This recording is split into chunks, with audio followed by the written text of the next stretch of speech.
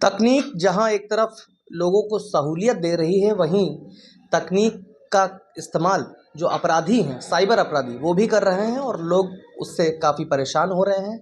लखनऊ की अगर बात की जाए तो लखनऊ में बीते वर्ष 54 मुकदमे दर्ज हुए साइबर अपराध के, और इस साल यानी 2024 में जो मुकदमों की संख्या है वो पिछले साल की तुलना में शुरुआती 4 महीने में ही काफ़ी ज़्यादा बढ़ गई है। हमारे साथ जो साइबर थाने के जो प्रभारी हैं वो मौजूद हैं, ब्रजेश कुमार यादव जी। सर, बहुत बहुत स्वागत है आपका उत्तर प्रदेश टाइम्स में। साइबर अपराध लगातार बढ़ता जा रहा है, किस तरीके से उस पर काम चल रहा है पुलिस का? नहीं, पुलिस द्वारा काम किया जा रहा है, लेकिन पब्लिक को सबसे ज़्यादा उसमें ज़रूरी पब्लिक की जागरूकता। जब तक पब्लिक जागरूक नहीं होगी, जबकि हर जगह जगह जगह हम लोग सभाएं कराते हैं, सेमिनार कराते हैं जागरूक करने के लिए। पिछले 6 महीने 8 महीने से बहुत तेज़ी से साइबर क्राइम बढ़ा है, और उसमें सबसे ज़्यादा इस समय जो ट्रेंड कर रहा है डिजिटली हाउस अरेस्ट। एक नया तरह का क्राइम शुरू किए हैं साइबर क्रिमिनल। उसमें क्या करते हैं कि फ़ोन अननोन कॉल आएगा आपका टेलीकॉम कंपनी की तरफ से, अथवा एयरपोर्ट से अधिकारी बन के फ़ोन करेगा कि आपने कोई सामान बुक किया था जिसमें कुछ इलीगल सामग्री पाई गई है। फिर वो बोलेगा कि सीबीआई और ईडी तमाम एजेंसियां इसमें जांच कर रही हैं, मैं आपका कॉल फॉरवर्ड कर रहा हूँ सीबीआई अफसर के पास है। सीबीआई अफसर के यहाँ एक फर्जी सीबीआई अफसर बन के कोई दूसरा कॉल पे आएगा, फिर उसको स्काइप या व्हाट्सएप पे ले जाएगा वीडियो कॉलिंग पे, और उनके बैकग्राउंड में पूरा दिखेगा, पुलिस का हर चीज़ें दिखेंगी, ऑफिस दिखता है, ऑफिस दिखेगा, पूरा सेटअप उनका तैयार रहेगा, ऑफिसर की तरह ऑफिसर ही बैठा रहेगा, और टेलीफोन एक्सचेंज और वायरलेस सेट वगैरह वगैरह जो भी मतलब दिखाने की चीज़ होती है एक ऑफिसर की, वो ऑफिसर बात कर, फिर ऑफिसर भेजेगा कि आपका ईडी ऑफिसर आपसे बात करेगा, या सुप्रीम कोर्ट ऑफ इंडिया भी इसमें वो कर रही है, जांच कर रही है, उसके अधिकारी से बात कराएंगे। सीजीआई ने, हाँ सीजीआई कुछ केसों में सीजीआई से बात कराए हैं। और विक्टिम को इतना डरा देते हैं कि वो एक तरह से मेंटली अरेस्ट हो जाता है, उनके चंगुल में फंस जाता है। फिर उनसे बताएंगे कि या तो कुछ घंटे का समय लेंगे, अब 8 घंटे 4 घंटे तक जब तक जांच चले, आप किसी से बात नहीं करेंगे, कहीं जाएंगे नहीं, ऑलरेडी एनी टाइम आप मेरे कॉल पे रहेंगे। या तो फिर भी इस हाल में कुछ ऐसे केस आए हैं जिसमें 10 दिन 8 दिन तक उनको। हाल ही का जो मामला है डॉक्टर सौम्या गुप्ता का, जो केजीएमसी के डॉक्टर हैं, सबसे ज़्यादा लंबा अरेस्ट इनका रहा, क्या था पूरा मामला? ये डॉक्टर हैं गवर्नमेंट हॉस्पिटल में, और इनको ऑन ड्यूटी कॉल आया और यही बताया कि एयरपोर्ट से बोल रहे हैं आप कार्गो बुक कराई हैं, इसमें कुछ इलीगल सामग्री और मादक पदार्थ पाए गए हैं, जिसकी जांच सीबीआई, ईडी, इनकम टैक्स और कोर्ट के माध्यम से चल रही है। आप किसी भी टाइम अरेस्ट की जा सकती हैं, आपको चारों तरफ हमारे साधे में पुलिस के लोग मौजूद हैं, आप किसी से बात नहीं करेंगी, इस चीज़ को किसी से शेयर नहीं करेंगी। उसके बाद में वो डर गई, फिर उनके पास सीबीआई ऑफिसर के यहाँ कॉल ट्रांसफ़र किया, फर्जी सीबीआई अफसर बन के, फिर अन्य अधिकारी बन के, कस्टम ऑफिसर बन के वगैरह।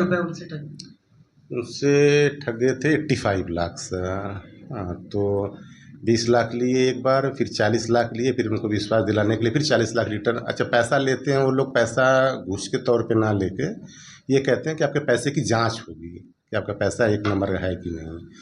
तो अब उसमें ये विक्टिम को चाहिए कि अगर हमारे पैसे की जांच हो तो हमारा बैंक अकाउंट ले लो, हमारे बैंक अकाउंट से चेक कर लो, पैसा हम भेज के कैसे उसको फिजिकली पैसा भेज के क्या जांच कराएं। लेकिन चूंकि इतना पजल कर देते हैं विक्टिम को, इतना घबराए और परेशान रहता है कि जो भी वो बोलते जाते हैं करते जाता है। तो इस तरह से उनको 10 दिन तक बोला कि आप एक किस बात किसी से शेयर नहीं करेंगे, हर 2 घंटे में हमें रिपोर्ट करेंगी कि आप सकुशल हैं और सब सही चल रहा है। ज़रा सा होशियारी की तो अगल बगल आपके फोर्स है, अरेस्ट हो जाएंगे। इस डर से वो 10 दिन तक किसी से बताई नहीं। ऐसा कोई मामला ब्रजेश सर सामने आया जिसमें साइबर सेल को बड़ी मशक्कत करनी पड़ी हो और उसके बाद अपराधी अरेस्ट हुए हों, कोई ऐसा किस्सा? एक रिटायर ऑफिसर थे, दिसंबर में उनके साथ केस हुआ था। एक ब्रिटेन की दवा कंपनी अबार्ड कंपनी के नाम से उनसे बात किया, व्हाट्सएप पे फेसबुक से जुड़ा, और एक महिला उनसे बात की कि नहीं, ये अबार्ड कंपनी जो है एक दवा बना रही है जिसका कुछ उसमें यूज होने वाली चीज़ें मणिपुर इंडिया से लेनी हमें है, और $1000 की दवा 2000 में बिकेगी, 1000 लागत का $2000 मिलेगा। उनकी बातों में आके वो भी तकरीबन 83 लाख रुपए इन्वेस्ट कर दिए बारी बारी से, और उनको दिखाता रहा कि नहीं ये कंपनी अब इतना डेवलप कर गई, इतना डेवलप कर गई। बाद में उनको पता चला कि नहीं मेरे साथ फ्रॉड हो गया है, केस दर्ज कराया। फिर हम लोगों ने इन्वेस्टिगेट करना शुरू किया, तो जो कॉलिंग नंबर और जितना आईडी वगैरह यूज हुआ था, काफ़ी खंगालने के बाद एक दिल्ली का हमको आईपी मिली। हाँ, उस आईपी पे हम लोग गए तो हम लोग को ये श्योर हो गया था कि ये नाइजीरियन क्रिमिनल हैं। तो नाइजीरियन अमूमन करते क्या है कि नाइजीरियन और मणिपुर पूर्वोत्तर की लड़कियां महिलाओं को अपने साथ रखते हैं। उनका मदर टंग और रिलीजन एक ही होता है, तो आसानी से एक दूसरे से घुल मिल जाते हैं।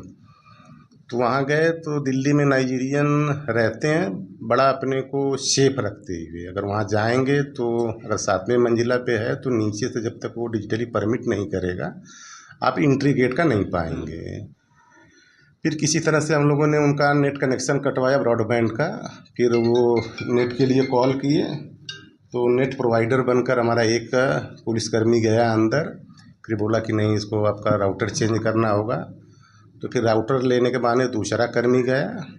फिर किसी तरह से फिर हम लोगों ने उनको अरेस्ट किया। अरेस्ट करने के बाद में वर्कआउट हुआ था वो केस। ठीक है। जो अपराधी हैं, जो साइबर क्राइम करते हैं, सबसे ज़्यादा कहाँ से वो ऑपरेट करते हैं, एक पहला सवाल। और दूसरा, किस तरीके से उनको आप लोग पकड़ते हैं और क्या कार्रवाई होती है, और पैसे क्या वापस मिल पाते हैं ऐसे केस में? पैसे अमूमन जो कैश ड्रा हो जाते हैं तो मुश्किल से मिल पाते हैं। जो कैश, उसमें विक्टिम जितना जल्दी ऑनलाइन कंप्लेन करा दे या हमारे यहाँ सूचना दे दे तो उसके बाद जो पैसा होल्ड हो जाता है तो 15 दिन 10 दिन में रिटर्न हो जाता है। बाकी पैसे के लिए खाता धारक या एक यूज मिल जाता है तो कुछ पैसा उसके यहाँ से बरामद होते हैं। और जहाँ तक ऑपरेट की बात है तो इनके कई चरण होते हैं, कई हैंडलर होते हैं। जो कुछ क्रिमिनल बाहर फॉरेन में बैठे हुए हैं वहाँ से इनको गाइड करते हैं। इंडिया में भी 3-4 चरण है। वहाँ अप्रोच किया आप लोगों ने, कैसे पकड़ते हैं? उनके आईपी से पता चलता है कि ये बाहर बैठा है। लास्ट आईपी जो है क्रिमिनल की वहाँ दिखती है। और यहाँ पे अकाउंट अरेंज करने वाले, मोबाइल नंबर वो अरेंज करने वाले, एक नाइजीरियन हम लोग दिल्ली से पकड़े थे, उसके पास से करीब 250 चालू हालत में सिम मिली थी अलग अलग कंपनियों की। तो इस तरह से अलग अलग हैंडलर होते हैं, कोई सिम प्रोवाइड कर रहा है, कोई अकाउंट प्रोवाइड कर रहा है, कोई कैश विड्रॉ कर Nexus रहा बड़ा है। हाँ, हर तरह के अलग अलग चरण होते हैं। अंतिम सवाल आपसे कि अगर ऐसी कोई सिचुएशन हो तो लोग क्या करें और कैसे ऑनलाइन फ्रॉड से बचें, और डिजिटल अरेस्ट जो एक नया ट्रेंड सामने आया है, कैसे बचें इससे? सबसे पहले तो अगर उनको इस तरह का कोई कॉल आता है तो तत्काल उस पर विश्वास ना करें कि कोई भी संस्था पैसा ट्रांसफ़र करा के जांच नहीं करती है। एक कॉमन सी बात है। दूसरी बात, अगर वो कभी कभी ये कहते हैं कि आपका बेटा नहीं बेटी फलाना यहाँ इस जगह पे ट्रैप हो गई हैं, उनको छुड़ाने के लिए या उनको बचाने के लिए आपको ये करना होगा, फिर अधिकारी बन के फिर वही वाला प्रोसेस आपको सीबीआई अधिकारी नहीं, कहीं का आईजी बात करेंगे, हाँ कमिश्नर बात करेंगे, करके उनको झांसा मिलेगा। तत्काल दबाव बना के जितना उनके पास कैश रहता है, 1 लाख 2 लाख 5 लाख जो जिसकी जितनी है ले लेते हैं। अगर ऐसी कॉल आती है तो पहले अपने बच्चे से बात कर लें या अपने जो भी उनके परिजन है, कीथ एंड किन्स हैं, उनसे हर आदमी जुड़ा हुआ है, पहले बात करके देख लें क्या वो है सेफ एंड साउंड या झूठ बोल रहा है। दूसरी चीज़, अगर ऐसा क्राइम हो गया, बाद में उनको पता चला, रियलाइज हुआ कि नहीं मेरे साथ क्राइम हुआ, तो तत्काल या तो 1930 को सूचना दें या तो एनसीआरपी पोर्टल पे उसको ऑनलाइन दर्ज कराएं। अगर नज़दीक का थाना है, हमारे यूपी के हर थानों में साइबर सेल का गठन हो गया सरकार द्वारा। इसकी रोकथाम के लिए हर थानों पे साइबर सेल का गठन किया है। तत्काल उनको सूचना दें अपने नज़दीक थाने पे। अगर आपका साइबर थाना या साइबर सेल ज़िले का पास में हो तो वहाँ जाके सूचना दें, उसके बाद तत्काल वहाँ पे उनके साथ उचित कार्रवाई। जागरूकता ही बचाओ। जागरूकता ही बचाओ। बिल्कुल। ये थे हमारे साथ जो लखनऊ साइबर थाने के जो प्रभारी हैं ब्रजेश कुमार यादव जी, जिन्होंने बताया कि जागरूकता ही बचाव है, और अगर आपके पास ऐसी कोई अननोन कॉल आती है तो उस पर भरोसा ना करके अपने नज़दीकी थाने में और अधिकारियों को संपर्क करें और उनको जानकारी दें। वीडियो जर्नलिस्ट आशुतोष शुक्ला के साथ योगेश मिश्रा, उत्तर प्रदेश टाइम्स, लखनऊ।